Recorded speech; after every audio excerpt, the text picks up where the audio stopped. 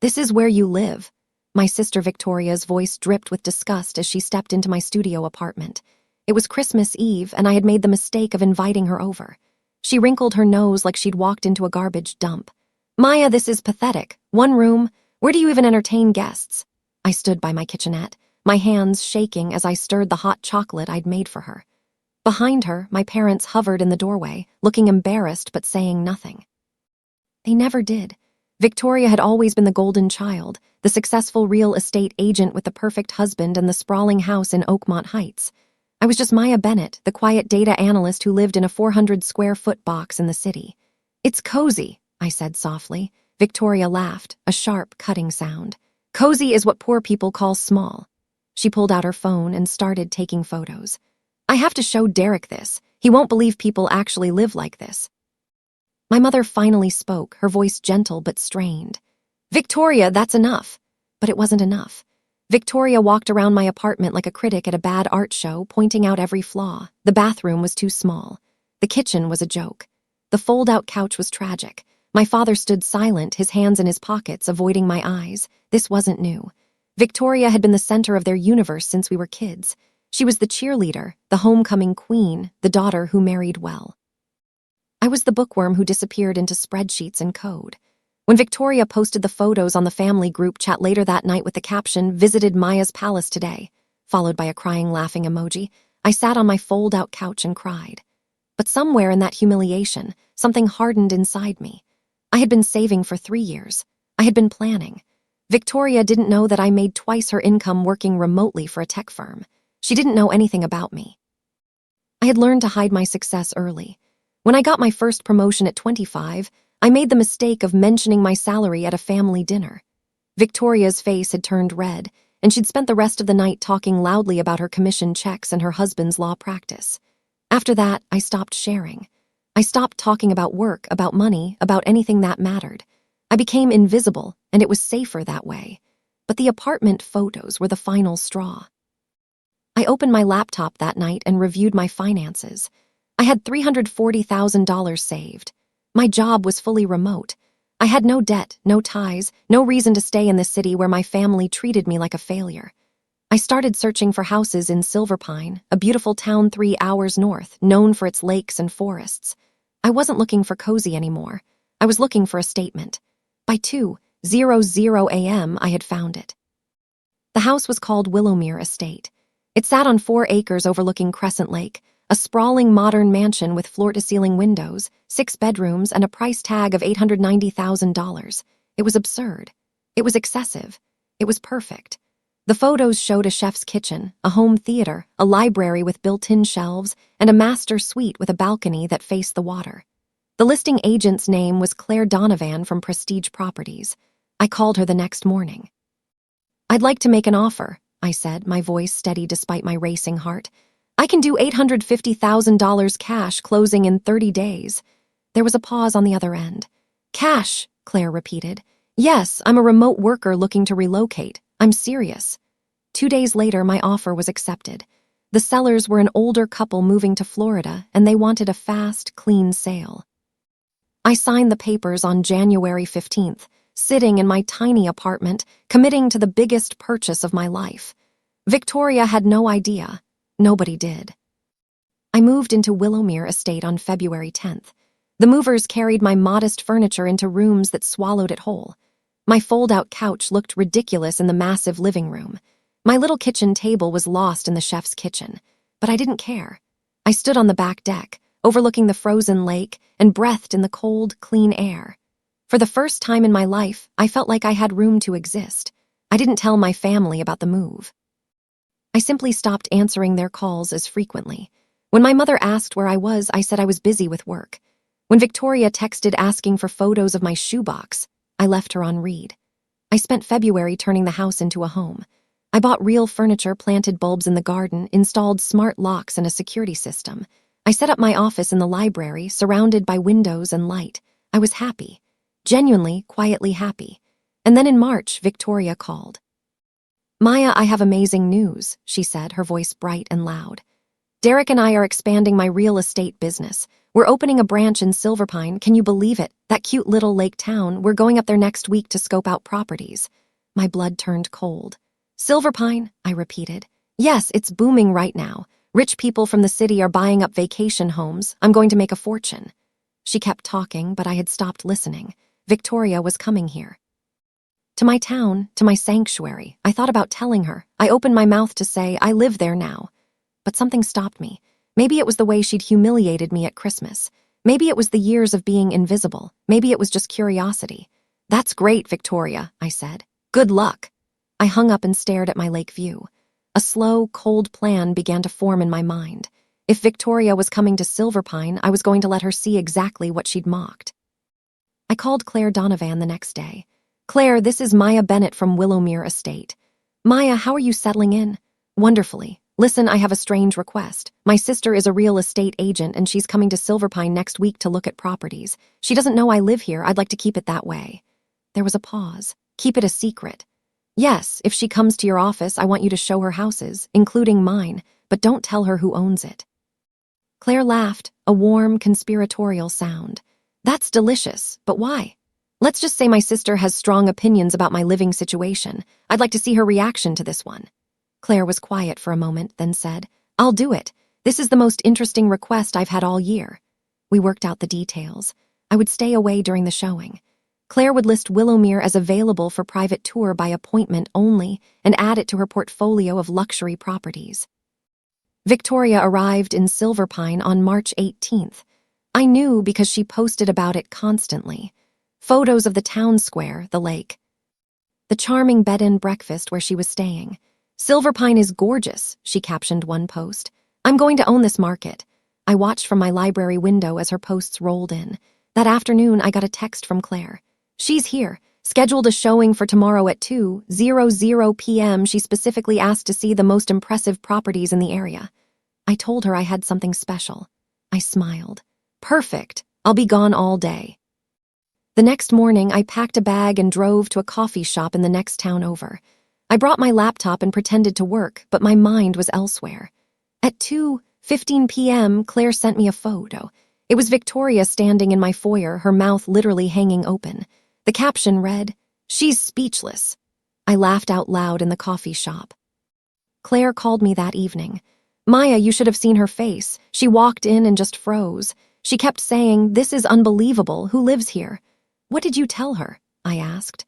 I said the owner values privacy but is considering selling for the right price. She asked if she could bring her husband back tomorrow. I said yes. My heart raced. Derek was coming too. Victoria's perfect lawyer husband who had once asked me at Thanksgiving if I'd ever considered marrying up to improve my situation. Let them come, I said. I'll stay away again. The next day, I watched from a distance as Victoria and Derek toured my home. Claire sent me updates. They loved the kitchen. They were obsessed with the master suite. Derek took photos of everything. At one point, Victoria texted the family group chat. Just toured the most incredible mansion in Silverpine. If I can close this deal, it'll be the biggest sale of my career. I stared at my phone. She had no idea. That night, Victoria called me. Maya, you won't believe what I found. I put her on speaker and kept folding laundry. What's that? The most stunning property, a literal estate on the lake, 6 bedrooms, gourmet kitchen, home theater. It's listed at $1.2 million. That was news to me. Claire had inflated the price. Smart. Wow, I said flatly. Yeah, and the owner is some reclusive tech person who might sell. If I can get this listing, Maya, it'll change everything for me. Derek and I could buy a bigger house. We could travel. This is huge. She didn't ask how I was. She didn't ask about my life. It was always about her. I hope it works out, I said. Oh, it will. I always get what I want. She hung up. I stood in my laundry room, surrounded by the wealth she didn't know I had, and felt nothing but cold satisfaction. But I wasn't done yet, not even close. The next week, Victoria came back for a third showing. This time, she brought her business partner, a woman named Gwendolyn Pierce who ran the Silverpine branch of their real estate firm. Claire texted me. She's getting aggressive, keeps asking about the owner, wants to make an offer. I told Claire to stall, to say the owner was traveling and would be back in touch soon. Meanwhile, I started phase 2 of my plan. I hired an interior designer named Marcus Webb, a brilliant man who specialized in luxury homes. I want to host an event, I told him. A charity fundraiser, something elegant. I want to invite the local real estate community. Marcus raised an eyebrow. You want to throw a party to show off your house? Exactly, he grinned. I love it. Let's make it unforgettable. We planned a spring gala for April 15th, benefiting the Silver Pine Youth Arts Program. Invitations went out to every real estate office in town, including Prestige Properties and Victoria's firm. The invitation listed the host as M. Bennett. Victoria would assume it was a man. The RSVPs came flooding in. Everyone wanted to see inside Willowmere Estate. It had become legendary in the local real estate community, the mysterious mansion on the lake that rarely appeared on the market. Claire confirmed that Victoria and Gwendolyn had both RSVP'd.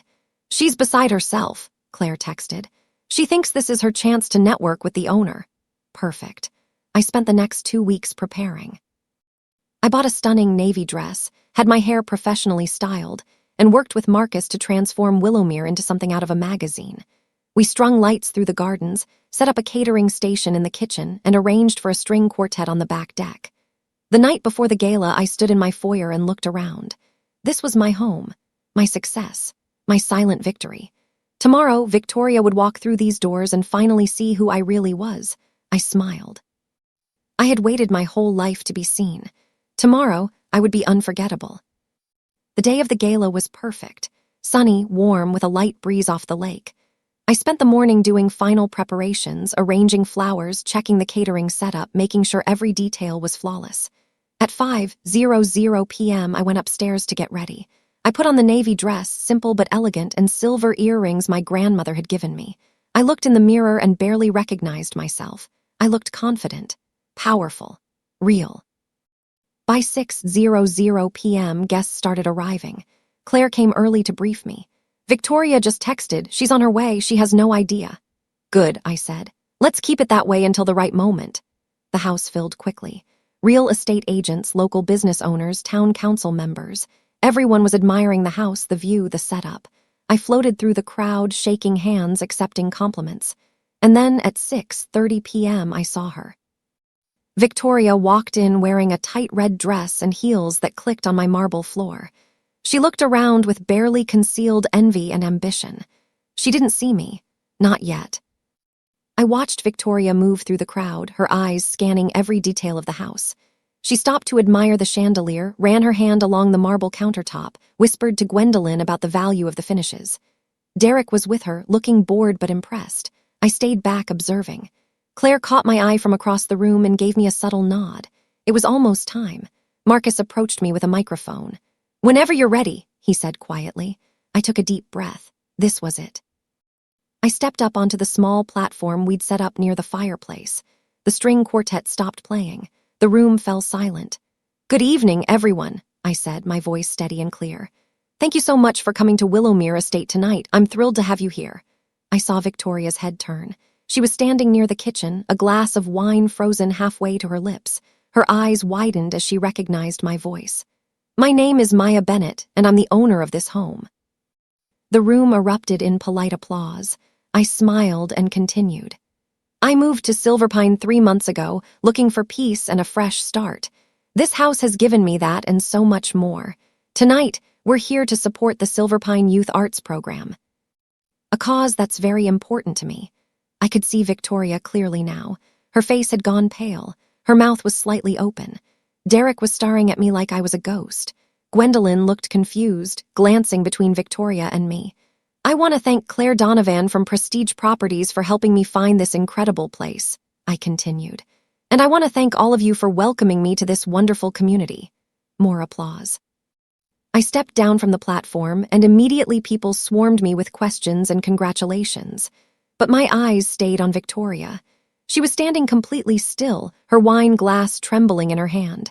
Our eyes met across the room. I smiled. A small, polite, devastating smile. Then I turned away and kept talking to my guests. It took Victoria 20 minutes to approach me. I was standing on the back deck, looking at the lake, when I heard her heels behind me. Maya. Her voice was tight, strangled. I turned slowly. Victoria, I'm so glad you could make it. She stared at me, her perfectly made-up face struggling to process what she was seeing. This is your house. Yes, you own this. I do. She looked back through the windows at the party, at the elegance, at the wealth she'd been coveting for weeks. How? You live in that tiny apartment. You don't have this kind of money. I leaned against the railing, completely calm. I did live in that apartment, past tense, and I've always had this kind of money, Victoria. I just never felt the need to announce it at every family dinner. Her face flushed red. You let me think. I let you assume, I corrected. There's a difference. She opened her mouth, closed it, opened it again.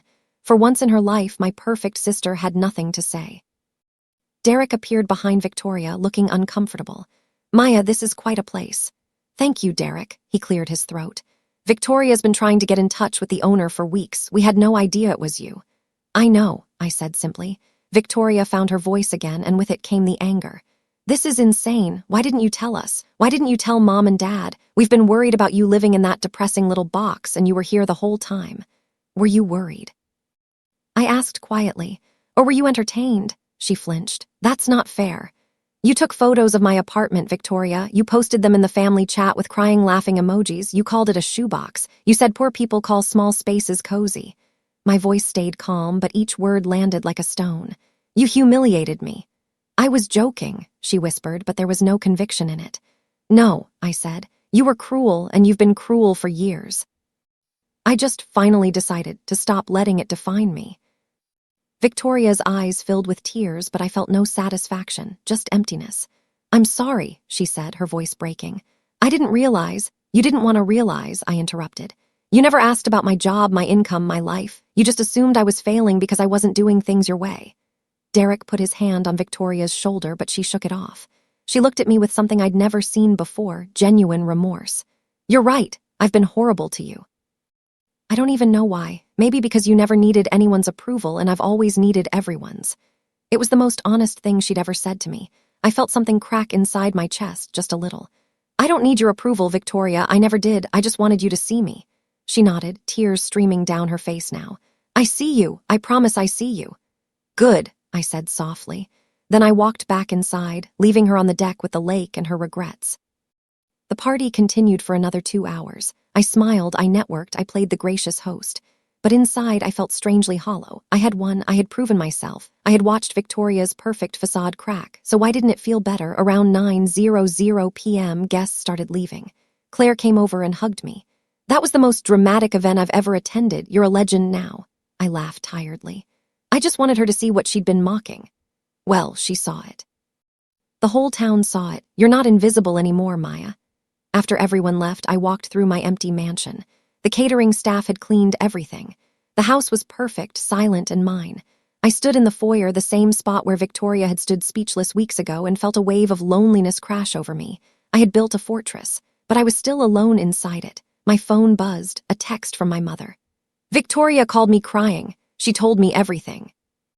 Maya, why didn't you tell us about the house?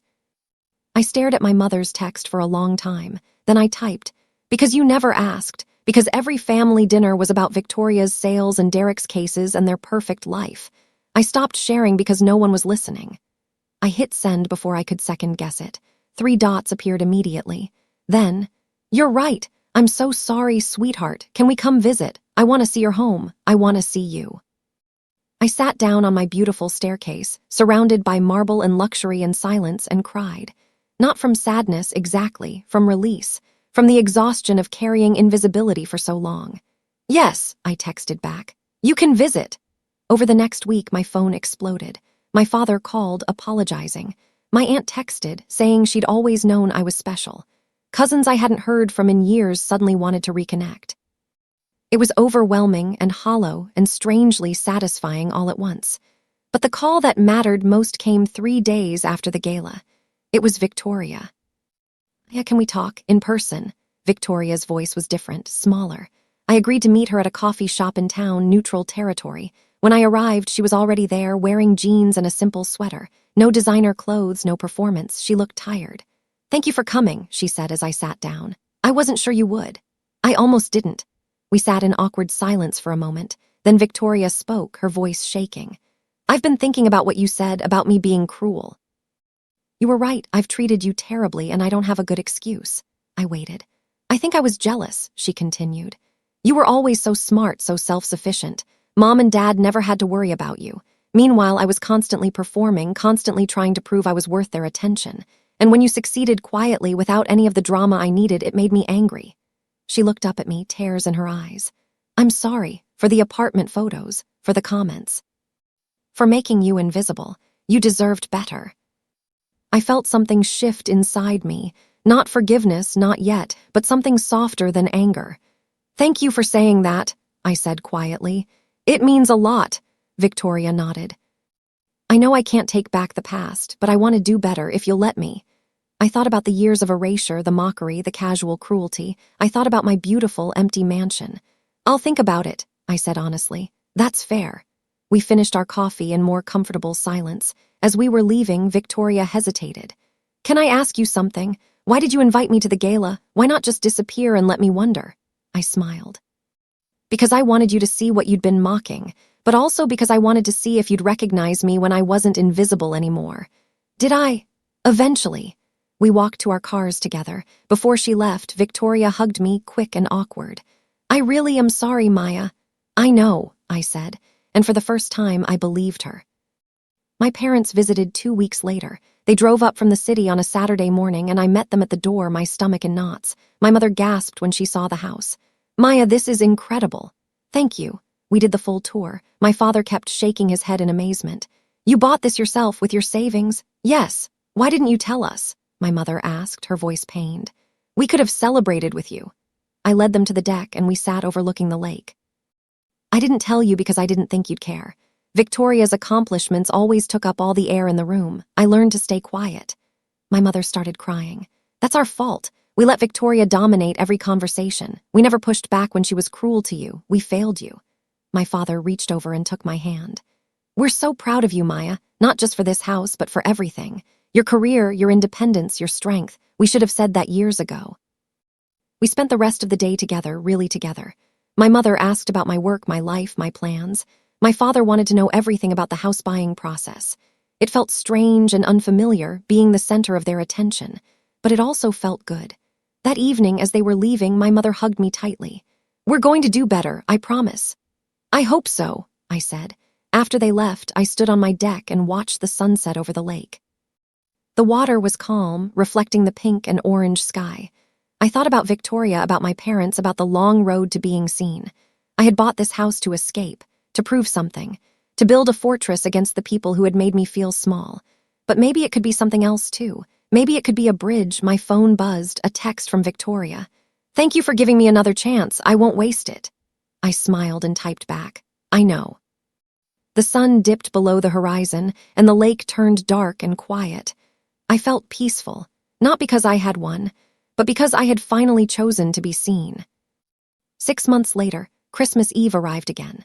This time, my family gathered at Willowmere Estate. Victoria and Derek came, along with my parents, my aunt, and 2 cousins I'd actually reconnected with. The house was warm and full of laughter. I'd spent days preparing, cooking, decorating the tree that now stood 12 feet tall in my living room. Victoria helped me in the kitchen, chopping vegetables and telling me about her business, but also asking about mine. Real questions. Genuine interest. I'm proud of you, she said quietly while we were alone. For all of this, for standing up to me, for not giving up on us. I'm proud of you too, I said, for changing. We carried dishes out to the dining room where my family waited. As we sat down to eat, my father raised his glass. To Maya, for giving us this beautiful place to gather and for teaching us what really matters. Family isn't about who succeeds the loudest. It's about who shows up. Everyone clinked glasses. I looked around the table at these imperfect people who had hurt me and were now trying. It wasn't perfect, but it was real. After dinner, we stood on the deck watching snow begin to fall over the lake. Victoria stood next to me, our shoulders almost touching. Thank you for not giving up on us, she whispered. I looked at my mansion, my fortress, my bridge. Thank you for finally seeing me, I whispered back. The snow fell softly, covering everything in quiet white. Inside, my family laughed and talked, filling my home with warmth. I had bought this house for silence, but I'd found something better. I'd found my voice. And finally, people were listening.